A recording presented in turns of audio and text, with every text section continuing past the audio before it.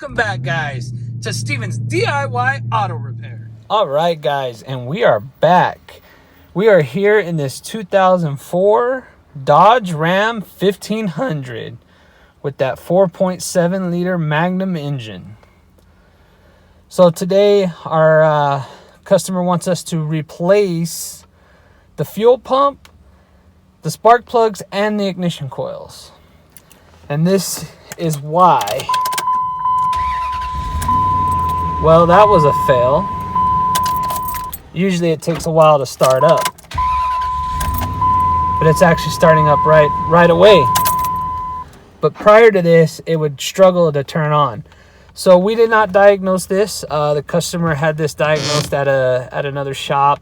He had some front end work done, and the other shop advised him that the fuel was leaking back into the tank, that the fuel pump was bad. So he wants us to go ahead and replace that fuel pump for him, as well as the spark plugs and coils. So we're going to go ahead and do that and go from there. But I wished I could have got it on camera.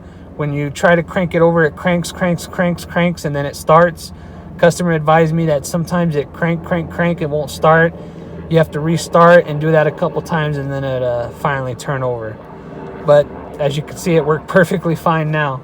So anyway, without further ado, let's see. We have 134,991 miles on the clock. We do have a check engine light. We haven't pulled that code. We're not here to diagnose the car, but basically we were told that there's an evap leak. So he's thinking it's that the other shop diagnosing the pump leaking back into the tank. So anyway, we're going to go ahead and we might pull the code just to have a record of the code. And then we'll go ahead and start with our replacement procedures. So without further ado, let's get to it.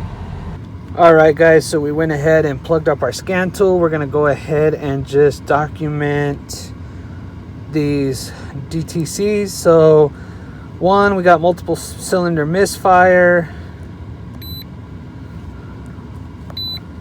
Let's go down.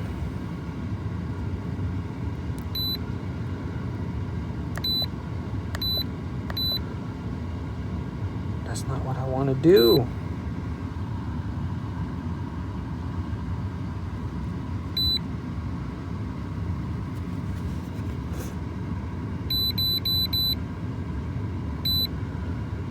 So general evap system failure, evap system small leak, evap system leak detected, cylinder 2 misfire, general evap system failure, evap system small leak, evap system leak detected, small leak, and so on and so forth.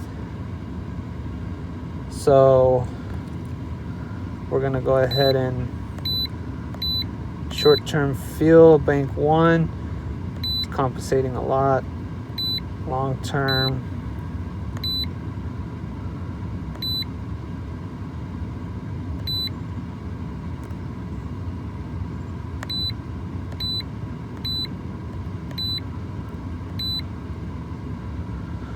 all right, so we just wanted to check out those codes.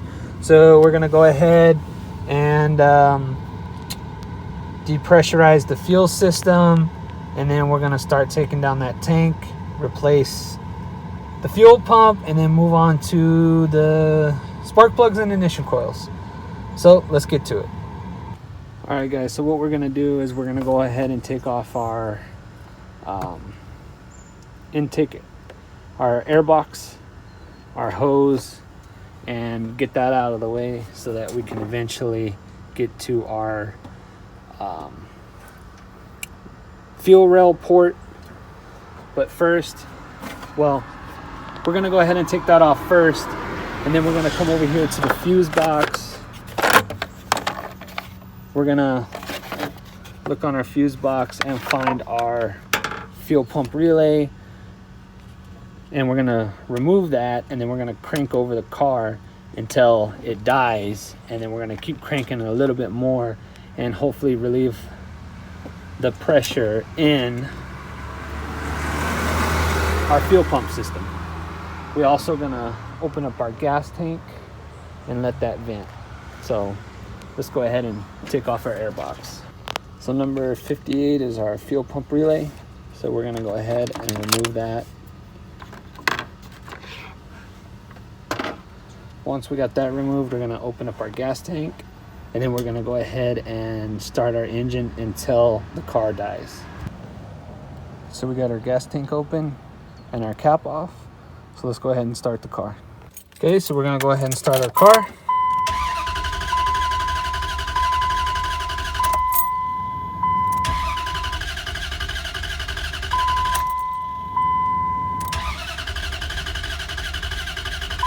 All right, so our car won't start, and that should have relieved any kind of pressure in the system. So now we're gonna go to our fuel rail port and just go ahead and press on that just to relieve any little excess pressure that we have. So although you could get to your port right there, we're gonna go ahead and take this air box and hose out of the way. It's just two little clamps here on the side, and then you have a Phillips here, and then we didn't take this apart, we just took it here. So we're gonna go ahead and take this whole piece off just to have better access to our fuel rail. Okay, so now we have better access to our fuel rail port. You want to get some shop towels or something to put underneath because you might get a little bit of gas coming out. You also want to wear some PPE, some personal protective equipment, especially some eye protection, and probably some gloves. So all we're gonna do is press down on the Schrader valve here. All right guys, so all you're gonna do, like I said, is just press down, and as you can see, nothing's coming out. So we've relieved our pressure. So now it's time to take off our lines. Okay, so on the driver's side rear, we have our filler neck here, our rubber hose. We're gonna disconnect this. It's gonna be a flathead, and then right on the other side of it is our fuel line. There's a little tab right here. You're just gonna press in, and then you're gonna push out, and it'll pop right out. Let's see if I can do it with one hand.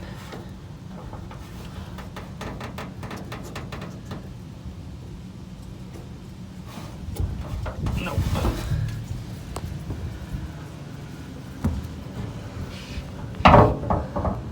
Basically though, I'm gonna need both hands for this. You're just gonna press on that tab and then push back, and it'll pop right off. Okay, so we got that loose. So now we're gonna go ahead and take our filler neck hose off.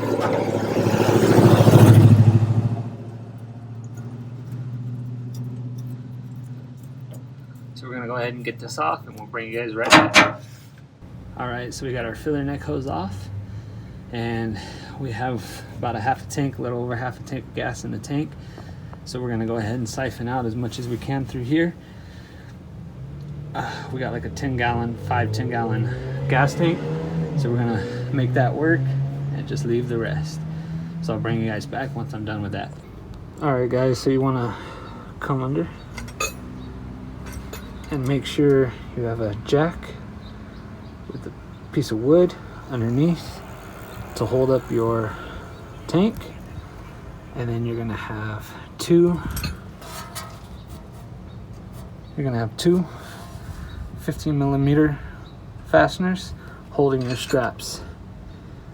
And then you want to, once you lower the tank down far enough, you're gonna have to go up on top and disconnect all your electrical connectors as well as your hoses from your fuel pump before you try to drop the entire tank, because you don't want to pull out any of those wires or hoses.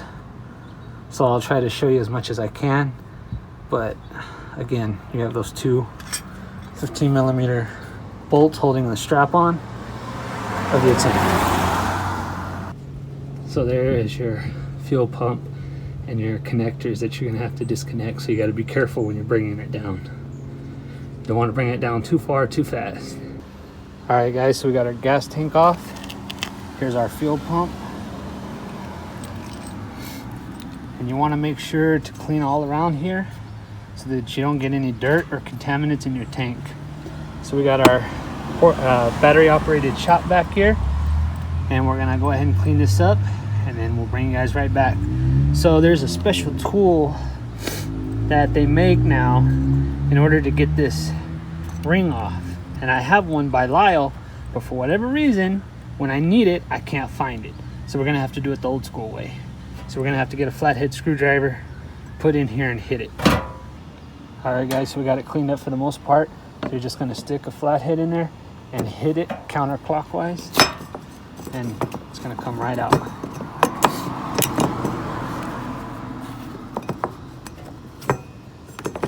Theoretically.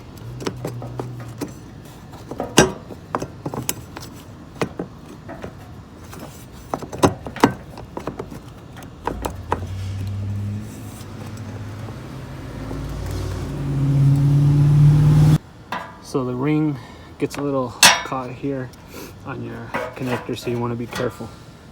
So now we're going to go ahead and clean the rest of this up and remove our pump. Gently just pop it up.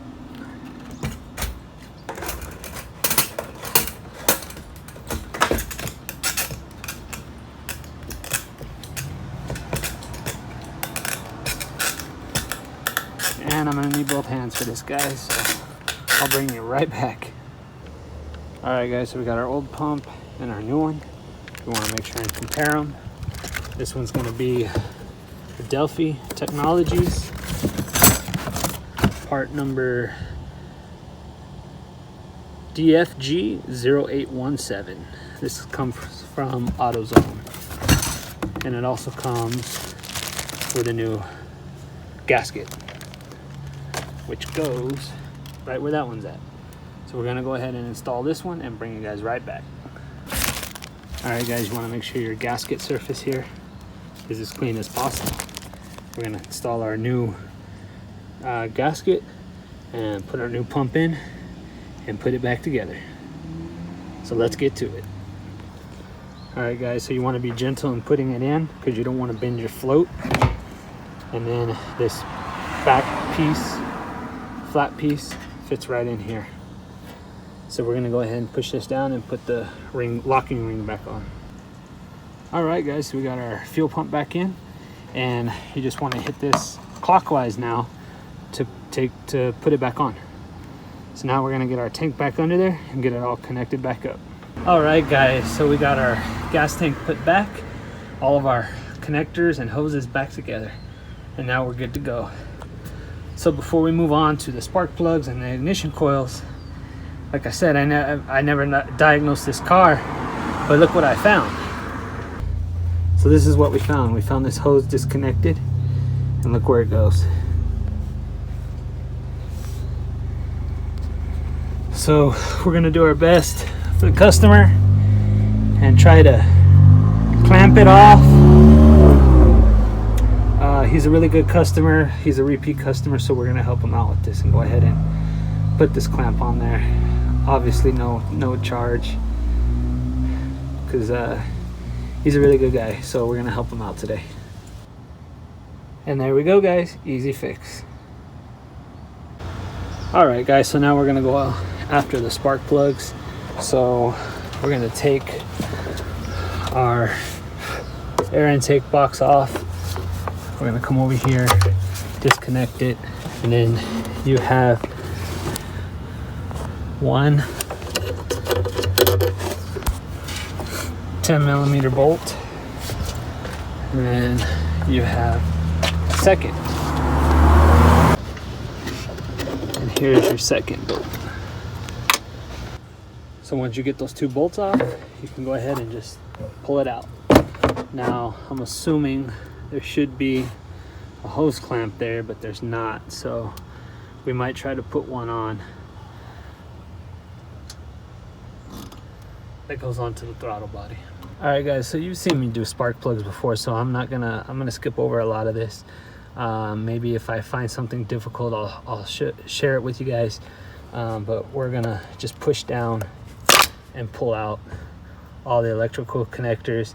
Now we're gonna remove each one of these ignition coils because we're going to replace them anyway and remove our spark plugs. So let's keep going. All right guys, so on your 8 ignition coils, it's going to be a 10 millimeter. So we already zipped them off. So we're just going to go ahead and pull them out.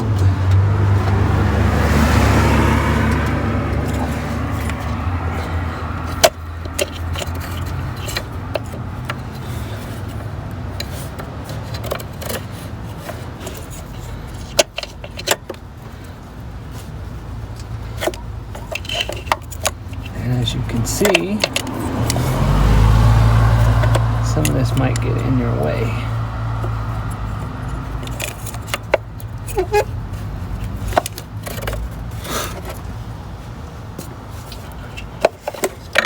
So there's one ignition coil. So we're gonna go ahead and take the rest out, and if I find any that's tricky or that you're gonna have a little bit of problem with, we'll go ahead and bring you guys back and let you know. All right guys, so here's our first spark plug out. We're gonna keep the coil packs in, the ignition coils in, until we go through each one, just so that we don't get any contaminants in the combustion chamber. So there is number 1. So we're gonna keep going, and if we come into anything, we'll let you guys know. So I forgot to tell you, it's gonna be a 5/8 socket. We have this gear wrench one with this magnet in it. Comes out pretty handy. So we're going to be putting some Bosch double iridium spark plugs back in, and we're going to check to make sure that they're proper gap. I think it's 1.0. So it's going to be 1.01 millimeters or 0.040 inches. I'll go ahead and put that up there. So you guys can see it, as well as the torque spec on these are going to be 20 foot-pounds. So it's going to be 20 foot-pounds for the torque, and I'll go ahead and put that up there so you guys can check it out. All right guys, so our gap is good. We're at 0.040 inches. We're going to go ahead and put some anti-seize on it and get it installed. All right guys, so we got our anti-seize on it, and we're going to install it by hand like you always should do to prevent cross-threading. And we're going to get it torqued down to 20 foot-pounds.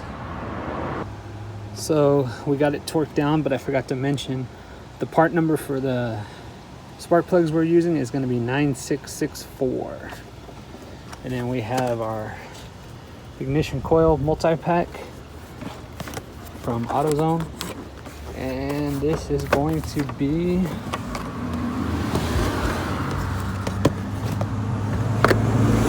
don't see a partner. Oh, here we go. It's going to be C12318. C12318. 8 because there's 8 in there, but it's C1231. So we're going to go ahead and install this and then go one by one. Check it out. Here's all 8 coil packs. Brand new. I don't want to drop it. Brand new coil packs. So let's go ahead and put these on. So right before we install our boot, we just put a little bit of dielectric grease in there just to get a good connection and so they don't seize to the spark plug. All right guys, so we got the left side or passenger side of the engine done. All spark plugs are in, torque to spec. All ignition coils in. Look at all those nice new ignition coils. Got those torqued down. Got the wiring harnesses on them, and we're good to go. And that back one back there, it looks like it's difficult to get to, but it's actually somewhat easier than some of the ones in the front. So now we're gonna move on to the driver's side. All right guys, so now we got the driver's side done, and we're all set to go.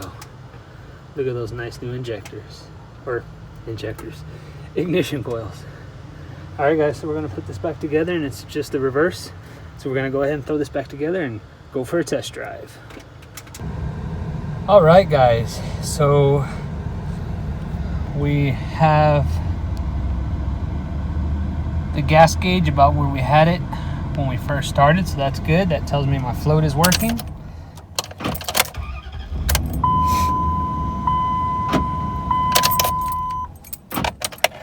And car seems to be starting up just fine. No hesitation.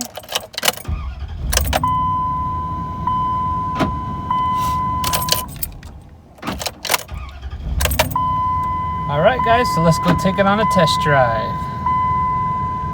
So we're gonna do another scan, make sure no new codes popped up, make sure we didn't mess with anything else. And it looks like the same 8 codes are on there. Let's just go through them.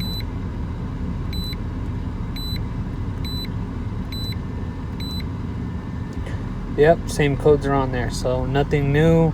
We didn't mess anything up. I know I would like to erase the check engine light and have the customer drive it and see if it comes back, but I know he has a scan tool, so I'll let him go ahead and do that. Meanwhile, I'll just drive it around. We drove it a couple times around the block. We're gonna drive it a little bit more and call it a day. All right, guys, so we put about 5 miles on it and it's running smooth. I don't feel no misfires. It's got good power, and we've been cycling on and off the key many times, and the car starts right up. Don't see no more issues with having trouble to start.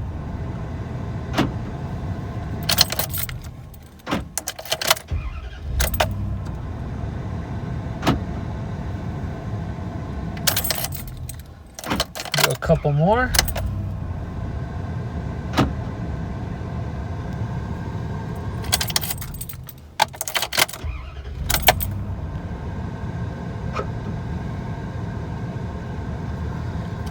Seems like it's good, guys.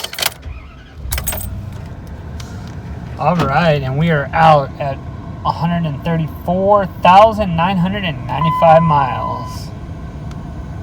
So we're gonna call this a fix, guys.